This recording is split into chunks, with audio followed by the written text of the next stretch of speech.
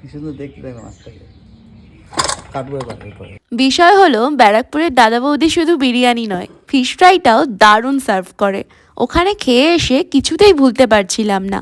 আর ঠিক দুদিনের মাথায় আমাদের মাছওয়ালা কাকু বাড়ির দৌড়ে নিয়ে এলো একখানা বড় ভেটকি মাছ।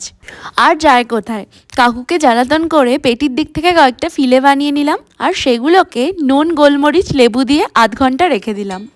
এই আধ ঘন্টার মধ্যে আবার ব্রাউন ব্রেডকে গুঁড়ো করে বানিয়ে নিলাম কুড়মুড়ে ব্রেড ক্রামস। এরপরে মাছের ফিলেগুলোকে চোবানোর জন্য লাগবে গ্রিন চাটনি, অ্যাডিশনালি দিলাম গরম মশলা। ভালো করে মাছের গায়ে মাখিয়ে নিয়ে তারপর দিয়ে দিতে হবে একখানা ডিম আর 3 চামচ ময়দা। আর কেউ কীভাবে বানায় জানি না, তবে আমি কিন্তু এই রেসিপিটা দাদা বৌদিরই একজন প্রাক্তন শেফের কাছ থেকে পেয়েছি। এরপরে আবার ঘন্টাখানেক এই মিক্সচারটাকে রেস্ট হতে দেব, আর তারপর সরাসরি এই মাছগুলোকে তুলে নিয়ে ডুবিয়ে দেবো ব্রেড ক্রামসে। প্রথমবার সবকটাকে ব্রেড ক্রামসে কোট করে নেওয়ার পর তেমন কোনো শেপ আসবে না।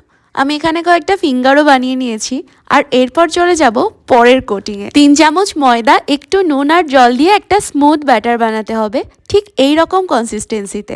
এরপরে ফিশ ফ্রাইগুলোকে ডান হাত দিয়ে ময়দার কোটিংয়ে ডুবিয়ে বাঁ হাত দিয়ে ব্রেড ক্রামস চাপা দেবো। খবরদার, দুটো হাত মিশিয়ে ফেললেই কিন্তু সব ঘেঁটে খাওয়া হয়ে যাবে। আর ফাইনালি এইভাবে ছুরি দিয়ে এগুলোকে শেপ করে নিলাম।